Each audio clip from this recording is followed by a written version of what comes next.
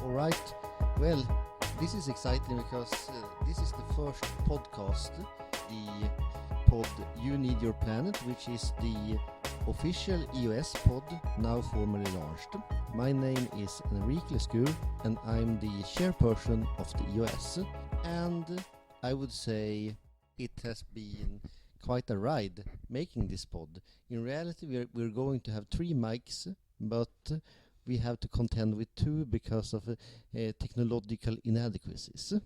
So this will be kind of exciting. So you all who remember the tours and crankles in regards to this little project, remember that we agreed that everyone should vote on what topics we should have. And the main topic for debate today is democracy, and more specifically democracy and the Technate. And as a political scientist, I do find that topic interesting from 2 perspectives. But first I want to extend my warmest welcomes to my dear friend and guest Fredrik Hallin. And you had a pretty interesting political career last year with the Direct Democratic Party of Sweden. Can you mind tell us more about it? Well, in my opinion, there really isn't anyone that's truly fit to represent me politically. My opinion is that I would rather vote on specific issues myself without anyone else being involved. And I can see other people who I have contact with that they're not really that keen on having other people decide things for them either. So, but me and my friends, we do have quite strong opinions about political issues and very detailed opinion about political issues that we would like to extend to others and maybe collaborate as individuals on certain issues.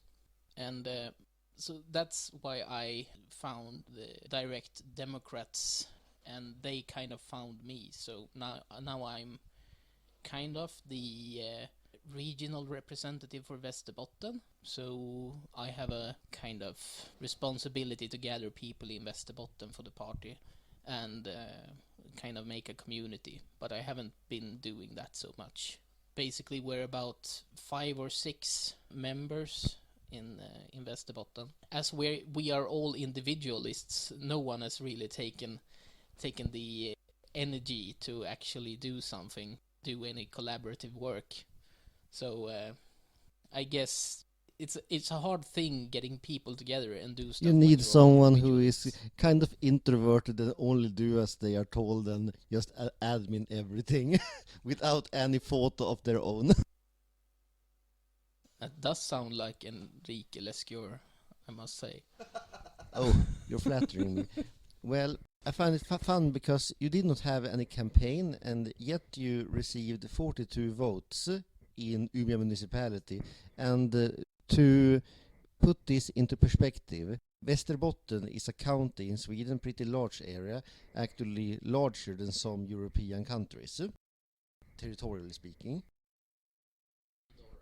Yeah, like Andorra or Slovenia or Luxembourg. But one could arguably say that those countries are actually richer than Västerbotten. Maybe not Luxembourg Andorra, is a banking haven sure. and similar. Yeah, it's a tax haven, right? So you have big companies moving there in thought and in moving their finances there without actually being there. Which brings my thought to another tax haven which might self-destruct pretty soon. And I am of course referring to the United Kingdom because of the Brexit debate. And to put it into a context, right now it seems like they need to make a deal with the European Union before the 29th of March or postpone the deal. Otherwise, they will crash out of the EU without any defined treaties on how to conduct trade with the EU, which would kind of, well, for example, a lot of the medicines will run out in the middle of June, and it is estimated that one third of the companies in the United Kingdom may pull out of the countries. One third of the companies currently with their main offices in the United Kingdom. Yeah, there is a lot of doom and gloom concerning the prospects of the United Kingdom leaving the European Union. It's just a silly thought that a country as large as the United Kingdom would be stumped by any kind of symbolic regulatory hindrances that they might face during a hard Brexit. You think that they would find alternatives? I can't say that I'm an expert on the whole Brexit issue, but it seems like to me that the United Kingdom might receive a better deal after they have left the EU than before they have left the EU, because Germany and France and every other European nation would very much like to sell their wares to the Englishmen. The German cars, it wouldn't do if a whole country was stopped from buying their products. That's not a good deal for anyone. So I think that after they've left the EU, because it looks like they will have a hard Brexit, they will probably receive a pretty good deal, because other nations risk losing more by not giving them a good deal. My theory is that there won't be a Brexit the 29th of March, but I could very well be wrong.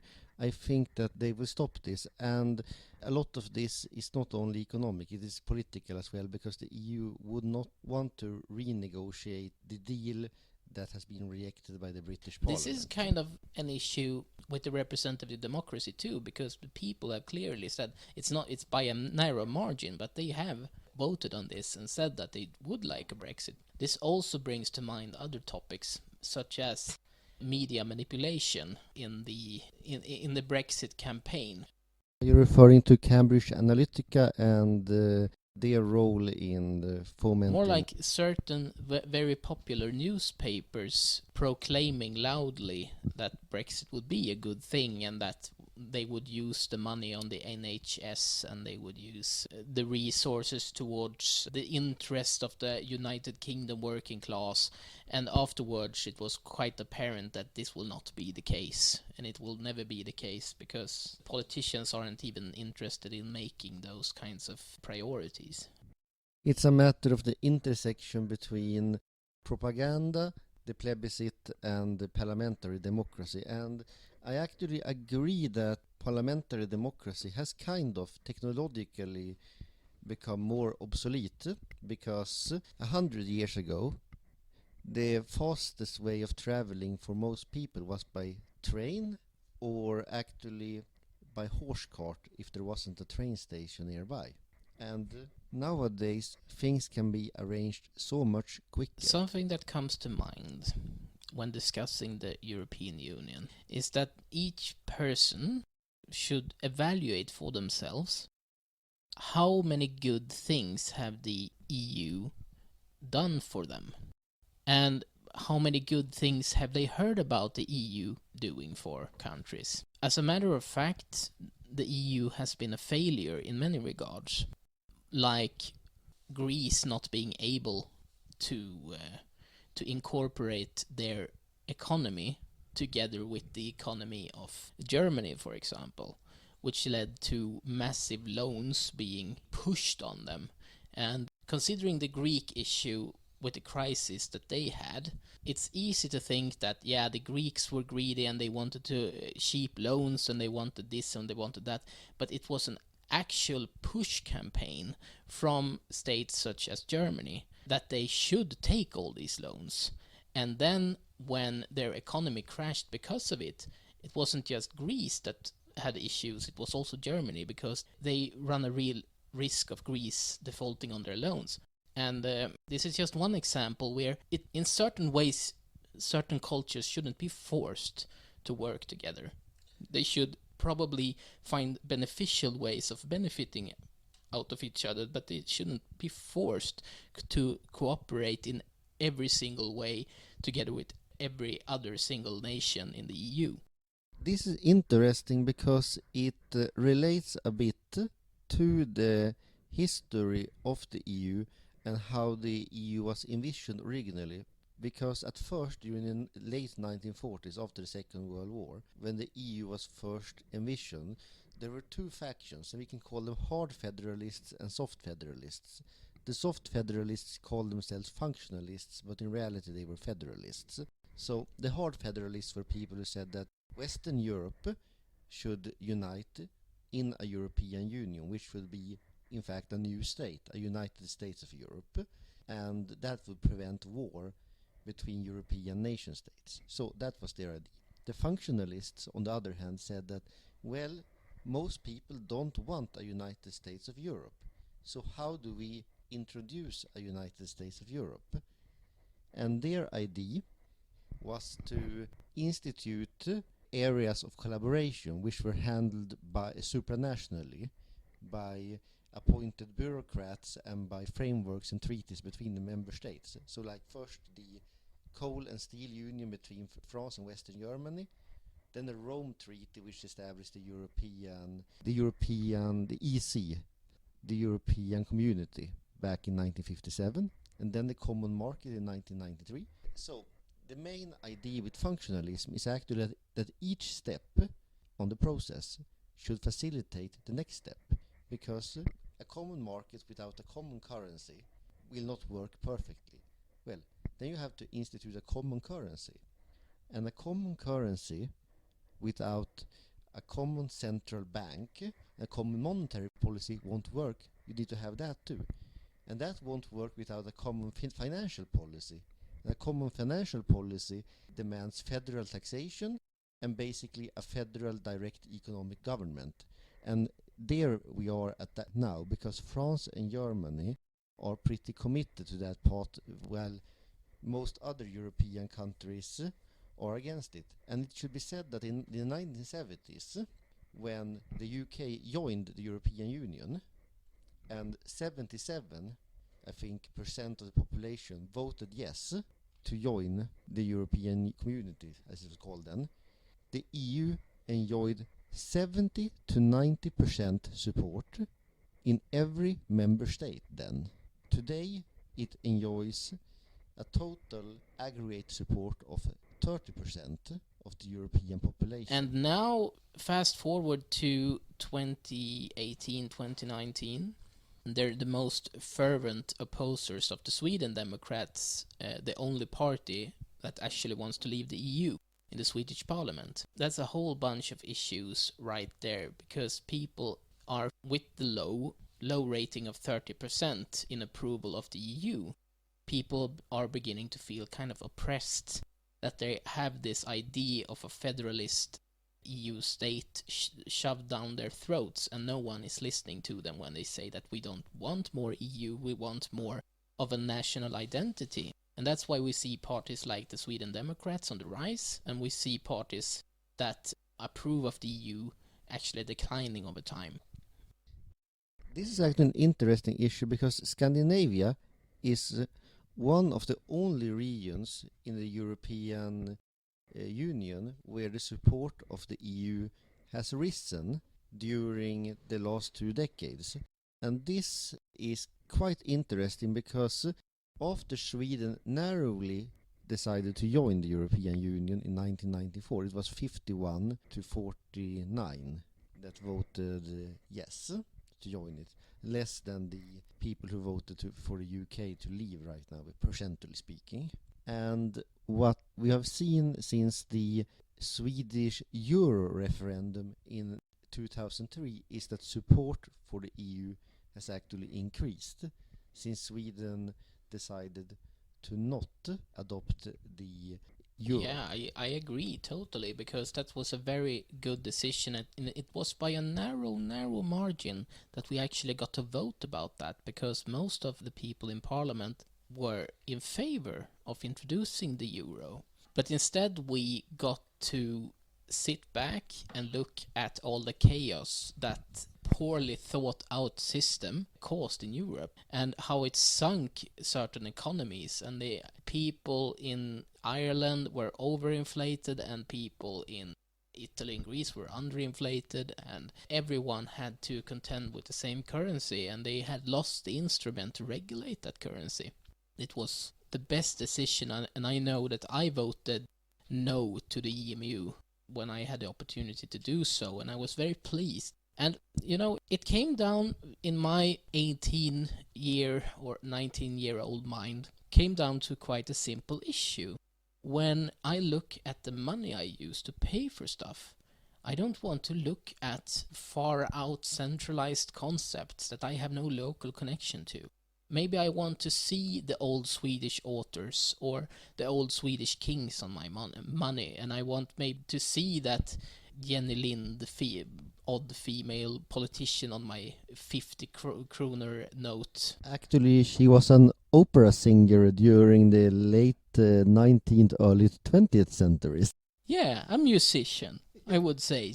I would say she was. But I didn't know she existed before I saw that note printed, which was quite interesting. I hadn't heard of her ever, but once I had, I felt kind of proud that we had her on the money, and I didn't want to stop having her on the money just because some centralized power in Brussels had decided that was a good idea. And I mean, it's quite easy being negative to the EU, since, well, 70% of all of the citizens in the EU are negative towards the EU. But I mean, if you introduce something, you expect to see a marked improvement. And I can't say that people in Sweden experience Sweden as better now than before we joined the European Union in the 90s. I think that we are very wistful about a time where we had a big internal Swedish market, and we made our own cars, and we made products that just can't be made in Sweden anymore. We don't even have a shoe factory. We don't even make our own shoes. All of our shoes are imported from China. Basically, maybe 90% of them.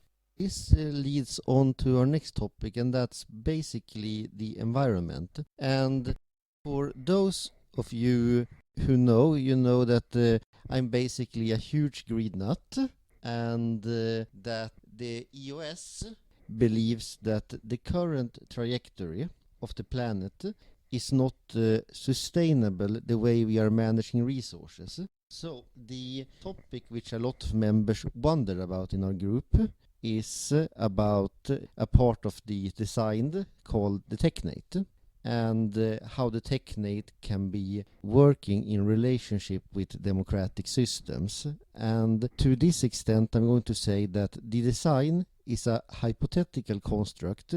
We need to test the model in simulations, we need to test it in numerous ways, and we need to have it open sourced so that people can test it locally and see what works and what doesn't work. Because we cannot change this current global economic system to another one which is untried without having horrendous consequences. So our role as an organization is to explore whether the model we have investigated is such a potential alternative. So I'm leaving it to Fredrik to ask questions on behalf of the audience. First of all, you might want to explain what is the central idea with the Technate and what is the main method that you suggest we use it for. What is its function?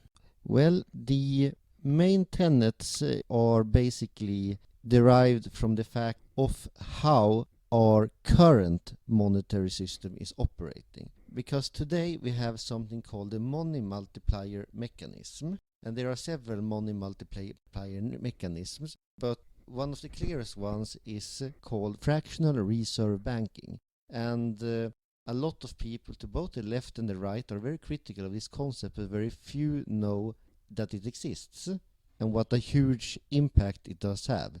So the basic idea with that is that banks are loaning out money that they don't have, and that creates all kinds of problems, like the price of housing rising and falling rapidly, making people default on their loans and crashing whole economic systems. So how would the Technate solve this problem?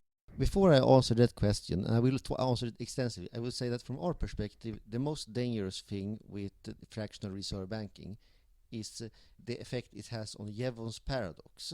And Jevons paradox state that whenever you increase productivity under the current system, it won't lead to a reduction of surface usage. It will lead to an increase of surface usage. Let's say that you have a new plow that can facilitate 20% larger harvests.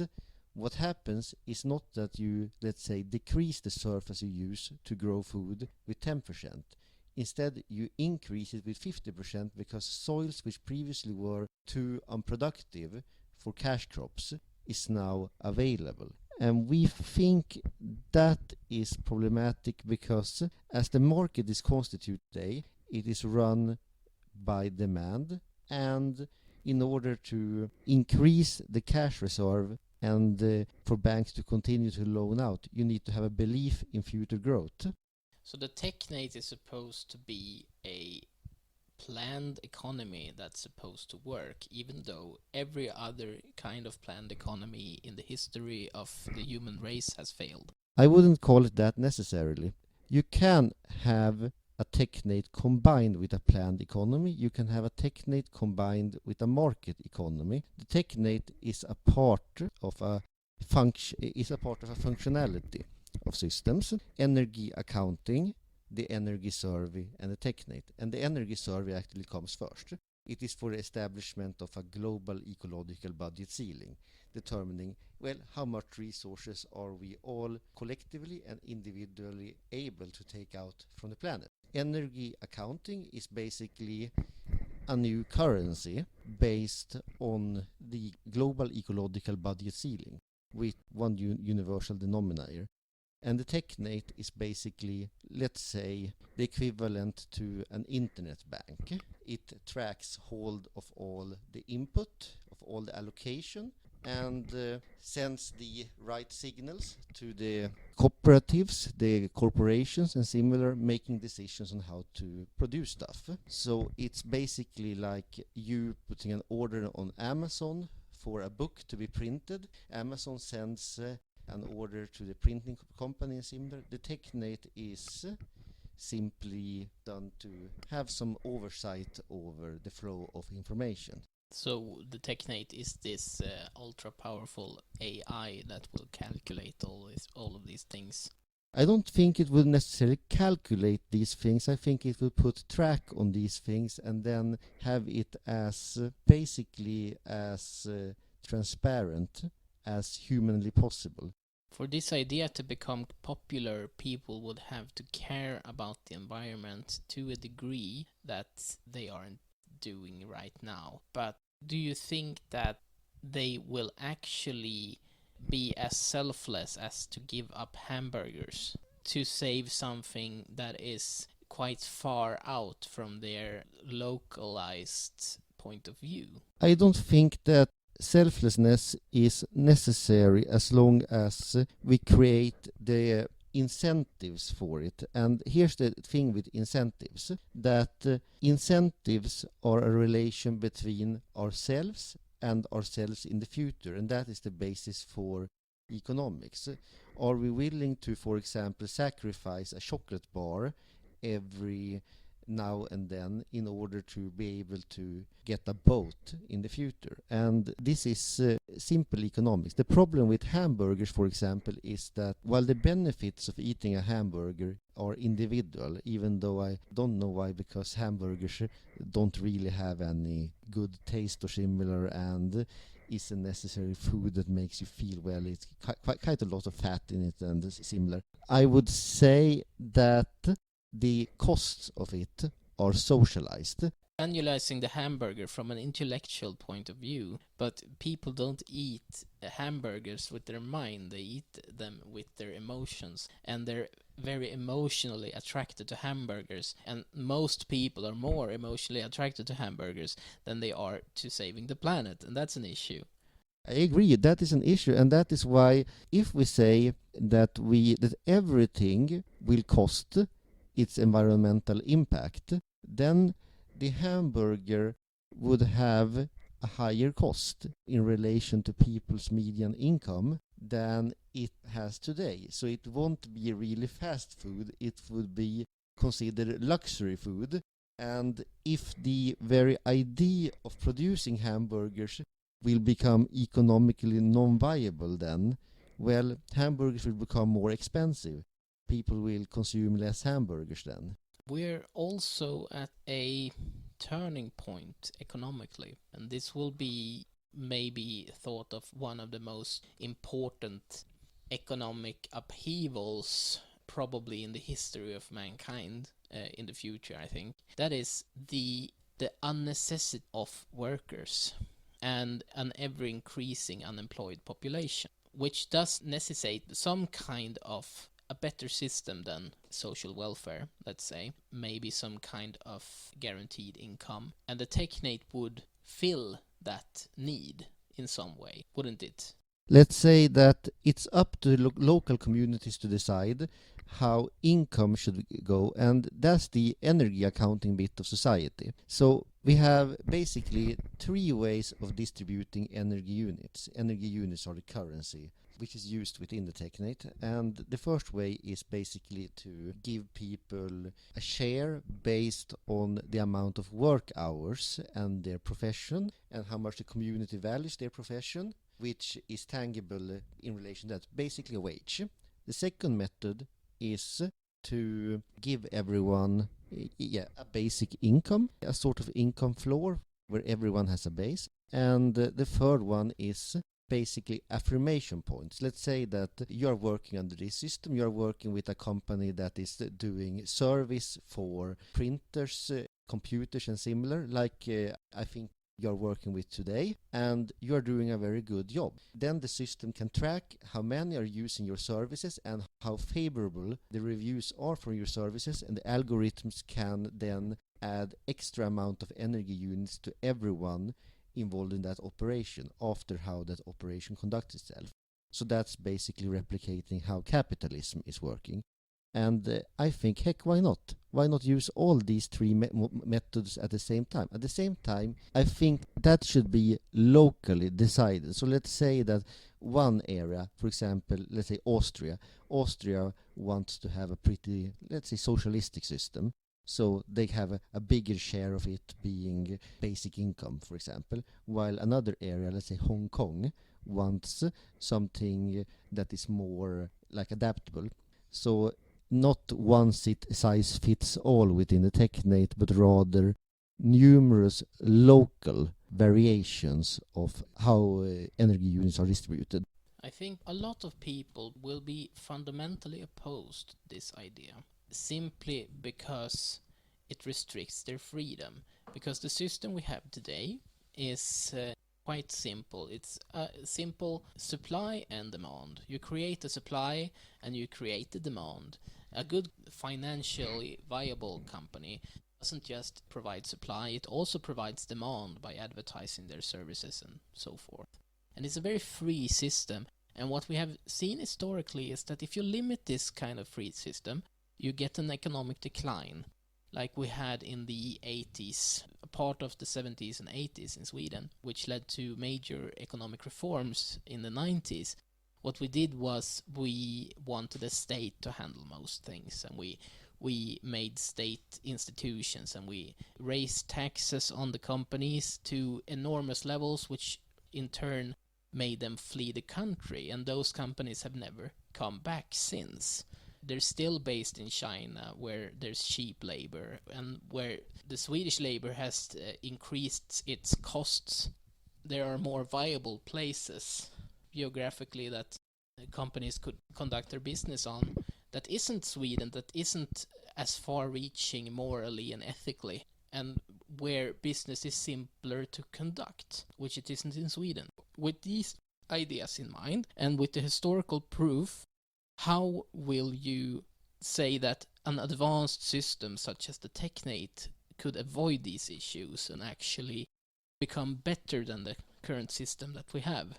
Let's say there are one area where the Technate institutionally does limit some of the freedom, but those are freedoms which very easily can become problems for the economy and can become unfreedoms for others. And that is that the Technate will eliminate long-term savings because energy units cease to exist after an accounting period.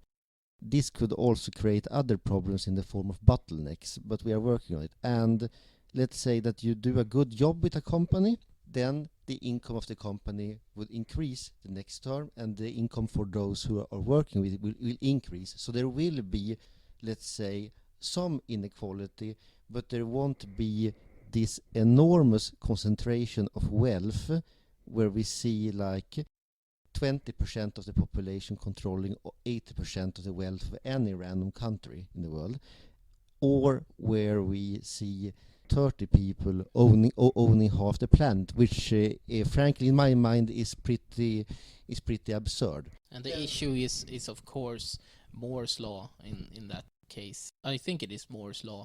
It might be called something else, but the top 20% does more than half the work, and that's why they're paid more. So the issue is when you benefit the lower 80%, you kind of scare away the top 20% who will form their own communities that will benefit them. So we have to get everyone on the boat, so to say. Let's say here comes the benefits with operating a business under the form that we envision, the design. And those are that, let's say that you start a tech company which is helping other companies with conducting their tech. You are not responsible for paying the wages for your company. So you don't need to worry about that. You only put in the algorithm of how you want the energy units to be distributed within your company, and then you put in that. You don't need to worry about the social benefit costs of it or insurance of your workers, which can be both a good and bad thing. But those areas will be basically, I would say, to 80-90% scrapped from the employer. The employer can focus on managing the company, and basically the compensation for the time that the workers lays in and for the compensation that you lay in is distributed automatically through the Technate when your firm is registered. So how will things like intercompany trading work? Like if I'm a company and I want to buy a service from another company, how can I use energy units to facilitate those kinds of transfers? And isn't there a huge risks that people will start using like noble metals, like gold, trading in gold and such things that can have an independent value? This quite advanced system that probably won't be preferable in all situations for the company. I would say that there are two questions here, and let me first address the first question. Let's say that your company is wanting to buy electricity from another group. So basically what you do is that you search on the web browser after a company that provides electricity in some way. You see the environmental cost of it, and you decide your cost from doing that. And then you choose the company that does that. You don't need to contact them, but you can do if you will and make a treaty with them. There should be functions for that. And then they basically provide you with electricity. They get increased income of energy units for the next time for their services they are providing, and everything is tagged in the resource flows. So basically they are going to see increased incomes from the work they are doing. Regarding the second question, I actually agree there, but I don't necessarily think there is a problem. We are sitting here in my colleague Rickard's studio, located in his apartment, and what I can see here is a beautiful sculpted globe which is hiding some brewage, and then I can also see big beautiful chest here, and I agree, those pieces, second-hand pieces, cannot be traded via the Technate, but then both alternative currencies and let's say metals like gold and silver can be used as trade, and I don't see necessarily a problem with that. Yeah, I think that if any practical application of the Technate needs to take those things into consideration, maybe there will be a energy unit to gold or silver conversion table available depending on current energy costs of using those units, say. That could be one solution, but it's a huge leap, I must say. And the most problematic thing is probably that you mentioned the lack of long-term benefits in saving in energy credits, say. The problem I see is that people will go on to use like gold and silver and rare metals as currency just to avoid the idea of the Technate altogether, just to continue doing things as they always have done and continue using this kind of expansive economy that's destructive for the planet. Depends on, because we are not using a gold and silver economy today. Actually, gold and silver exists within the economy in the research and trade, but the most of the money on the planet is today electronic, and the difference between the money we are using today and energy units, apart from the fact that energy units are not used as a currency today, which is obvious, is that the current system actually is increasing debt at a pretty regular level. For every dollar after 2008 that the economy is generating, 3 new dollars are created in debt. Today, the total amount of capital assets on the planet is equivalent with the total debt on the planet, and the total debt on the planet is actually, let's say, over 3 times the amount of global GDP that we are seeing today. So what we are seeing is that we are pushing a big and ever increasing mountain of debt before us, and I expect China to rumble very, very soon, because right now most of the new debt is generating in China. Yeah, China also has the kind of regulatory power that average nations can just dream of too. Basically, they can regulate themselves out of such crises, such as they regulated the amount of children that people can have. They have that kind of legislative power because they're not a true democracy. While a country like Sweden or Germany or the United States that are used to a more free kind of freedom of thought and freedom of ideas and freedom for companies to grow large without the intervention of the state, they will have more problems dealing with those kinds of things because there isn't a central power to limit them, so to speak.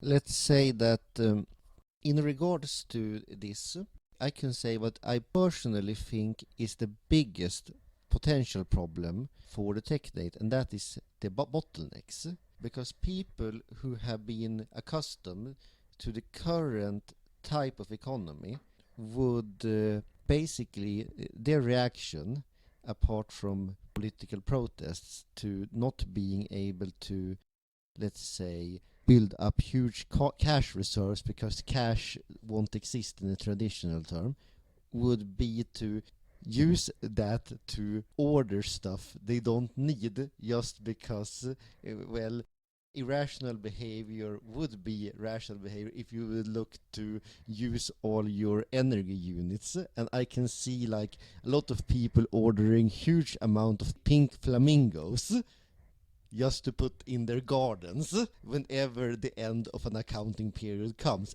That's a really big issue. Totally, yeah. That will absolutely exhaust the planet's resources by people buying shit they don't need. Well, this is the fun thing. It won't under a Technate because the total size of the economy will be predetermined by the calculation of the global ecological budget ceiling. Basically, you're telling me that if people do that, everything will become more expensive. Yes. Yeah, I thought as much. Yeah. And that will maybe lead to riots if people start raising the costs of everything because they're hoarding stuff. People will become like really angry at their neighbors for buying too much shit. And that's an interesting prospect. Well, it is, but another problem with electronic systems is susceptibility to hacking attacks and similar, which is why I think that the Technate, if it is introduced, cannot have one server. It must have several thousand servers at least, because otherwise it would render the system to vulnerability. But let's say that if this system is introduced, what we will see then is not swapping of systems overnight. What we will see is basically a gradualist approach where we put a part of the wage of people into energy units, or we give people a basic income in terms of energy units but keep the rest of the system as it is. And then if it works, we can increase the amount of energy units in various types of compensation, and we can do it over a period of decades. You remember in the 90s that it was still usual to see people smoke inside restaurants and similar. Today you never see that behavior. Yeah, but also because it's precipitated and cultural change. Today it's pretty unusual to see people smoke inside their apartments too. Yeah. But no one could really dispute that, because everyone knew that smoking is bad, and it should be every measure that decreases the amount of smoking is generally good, and only the most avid smokers would disagree with this. During the 70s we actually had private institutions putting money into private universities which were saying that there were disputes on the dangers of smoking, similar billions basically of dollars. The Heartland Institute was originally funded by Marlboro very much, and you can pretty much guess what they were advocating back then. Now they're advocating anti-environmentalist ideas. Yes. I think I've seen their YouTube channel. The issue with a lot of the environmentalist propaganda now, so to speak, is that people are viewing it as propaganda, because people like Greta Thunberg is given a huge amount of media attention for simply feeling things without accurately representing the science behind it in a way that people could understand. Her involvement in this whole thing is just make people feel bad about themselves, and there's a collective togetherness with feeling bad together. And I think people want to feel bad in certain ways. When they have misbehaved, they kind of feel that they deserve to feel bad. And when someone comes and makes them feel bad, they kind of rejoice. And that's what I have gotten from that campaign. It's pretty much a Protestant Calvinist campaign based on Scandinavian culture, because Scandinavians, much like certain East Asian cultures, love the idea of penance and responsibility and of feeling bad for sins.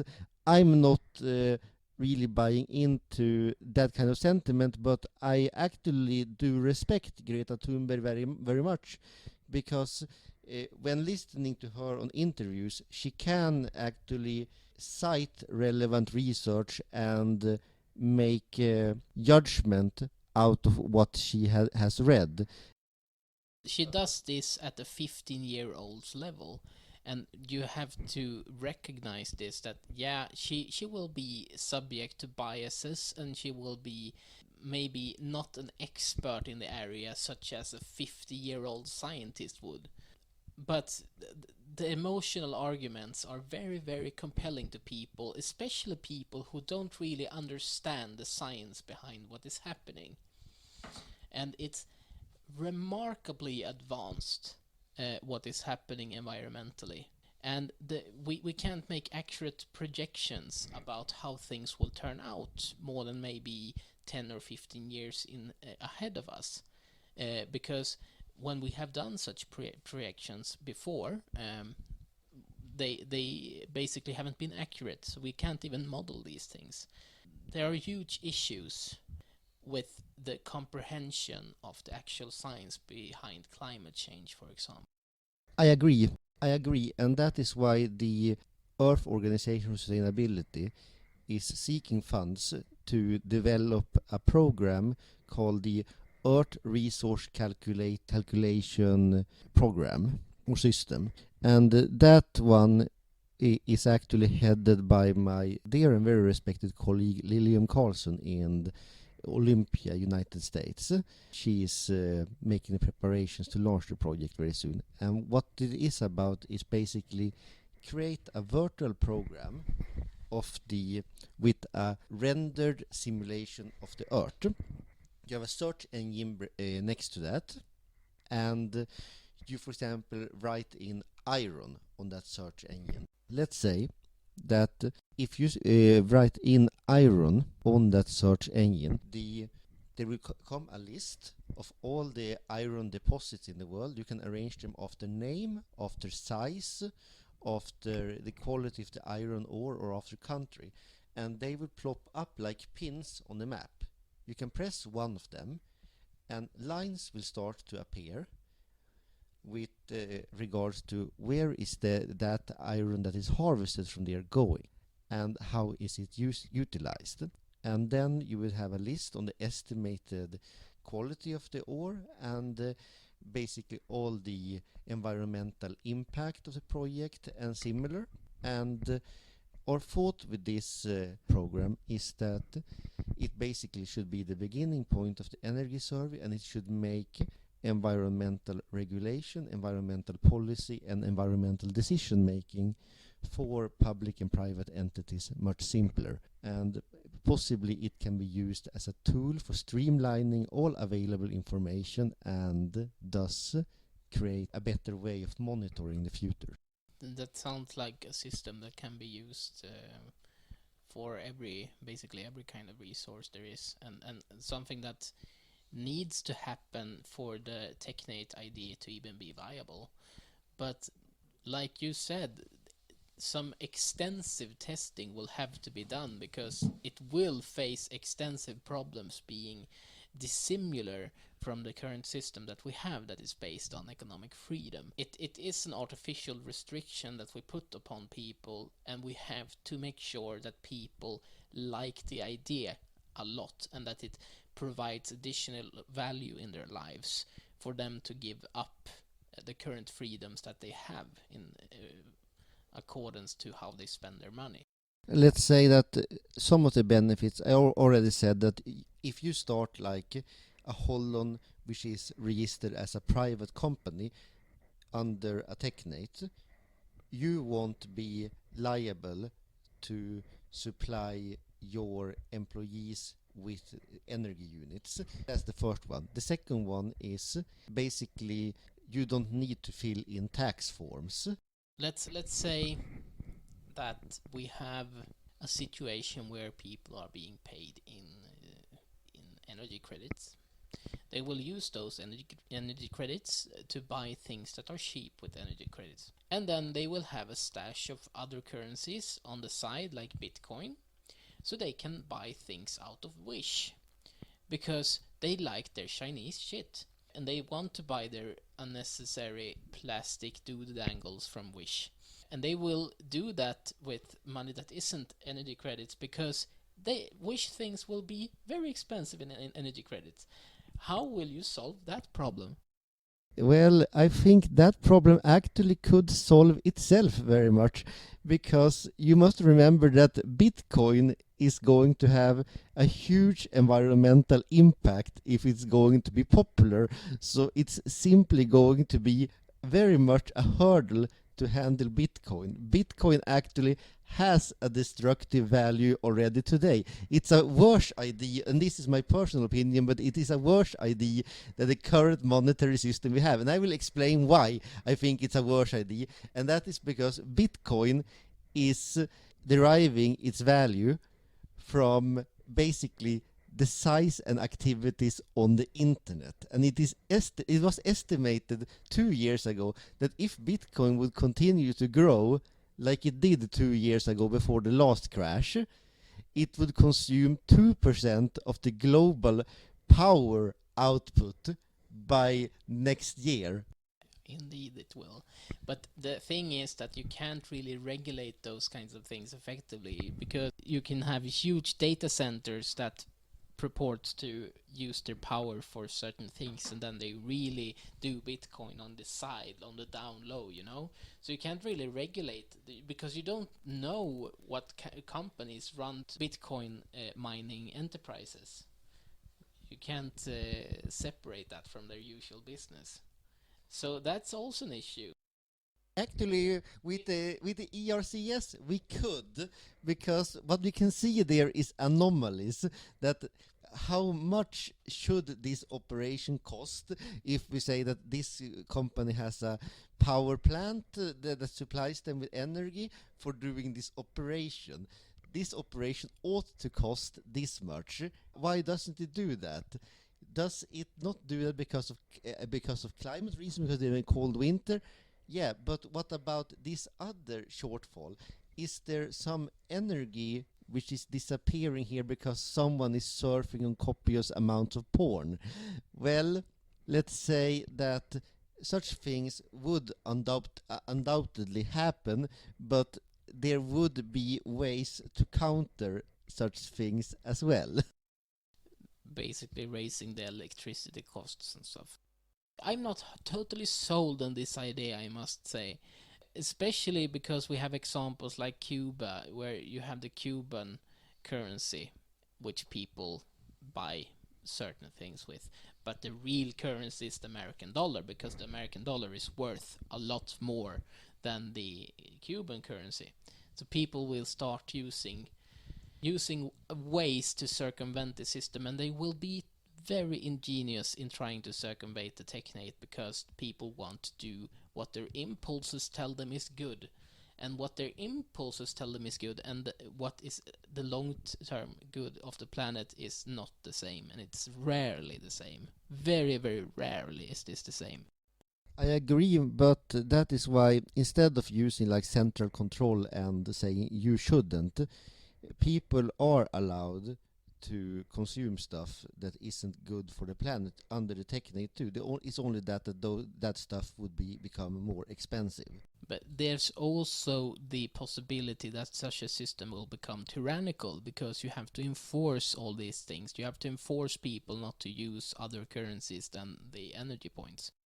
I actually said to you earlier that yes, we can go down that road, but I don't believe it is necessary. And I believe that actually some markets, like for example antiquities and memorabilia, portraits and similar, do have a value which isn't tied to consumption. So therefore these kinds of markets would have to regulate themselves. Also, they are having a pretty low impact overall. I don't buy that it should be possible to have separate markets. I think the central idea with energy points is that we have to figure out a way for it to be viable for even those kinds of things. I think the central point is that we need to test it, and we need to try to break it and see what would happen. First with controlled experiments with groups that use part of this system, and then perhaps with changing like 5% of, let's say 5% of the welfare benefits to energy units, and then for a city, and then we could increase that amount of if it works. If it doesn't work, we can go back and see what doesn't work, and so on. And that will require political cooperation, but that's next step. Regarding the democratic issue, my main point with the democratic issue is, as you said, people need to buy into this idea and need to basically get along with it. And I think that would be possible by being honest with people about the situation, by trying to have an open discussion, to listen to the concerns of people and try to find ways to accommodate, and also to give people control over their local, basically over their local systems of production. A huge issue facing us is that the caring about the environment has become a leftist issue, which is increasing polarization towards the right. So people who are inclined towards rightist ideas, they're actually turning away from being environmentally friendly because that's seen as a leftist ideal. How can we reverse this kind of polarization with regards to the environment? I read an interesting article recently, and it was about two groups. I think one of them was PETA, and PETA has a very bad reputation in some camps, but they are very effective in reach media notoriety. And then we have the vegan alternative, and they are using different ways of bringing their message across. PETA is using a message that is very antagonistic, very much in your face, very much shock value and similar, while the vegan alternative is using a more toned down, friendly way of communicating, which is not rubbing anyone's feathers the wrong way. And here's the thing, PETA has like 100 times more reach than the vegan alternative, because the media is picking that up, and for everyone who buys into PETA's narrative, there are 1 to 2 people who are getting more opposed to veganism as an alternative, while the vegan alternative, they are apparently more effective in bringing a sympathetic message, but less inclined to actually have an impact on people because they aren't referring to emotions of people. And I think that is partially to blame for the polarization. The media wants a fight, and then we have seen all these really, really silly debates prop up. Like, for example, the debate about soy. Some types of soys are destructive and have bad effects on the human body. Other forms of soy can actually have health benefits to the human body, but there has been this meme that all soy is kind of bad, which has created a sort of meta debate between within the right mostly, actually, that is quite unnecessary and really funny to watch. But Yeah. Also, there are a lot of organizations working with the environment that is gaining a bad reputation. If I would just mention a few of the issues that Greenpeace are involved in, is like opposing golden rice, which promises to reduce the malnutrition in China by adding vitamin A supplements and iron to the Chinese diet. But it's a GMO, right? And some people just can't handle things being a GMO because it has to be all natural. like the banana. Like the banana that is actually not even a plant that can reproduce itself. It has to be spliced by 2 different plants, and if somebody didn't know that, you know now that when you eat a banana, you actually take part in the most dreadful genetic experiment that has ever confronted the Western civilization. It's just poor, uneducated people have a tendency to have a lot of emotions too. And I can't say that I have a whole lot of respect for the anti-GMO lobby, because they don't even know the basic science between how genes are manipulated, and they tend to be full of confirmation bias. They only want to hear news about GMOs being bad, and every kind of news source telling them that GMO is good must be part of some grand government conspiracy to push GMO down their throats. And it's like, no, there's valid science behind this, and we can make an actual improvement on the environment by genetically modifying our crops in a certain way. And we have always done so. We have always manipulated like wheat, and we have manipulated livestock to suit our needs by selectively breeding the hens and the cows that produce the most amount of foodstuffs for us.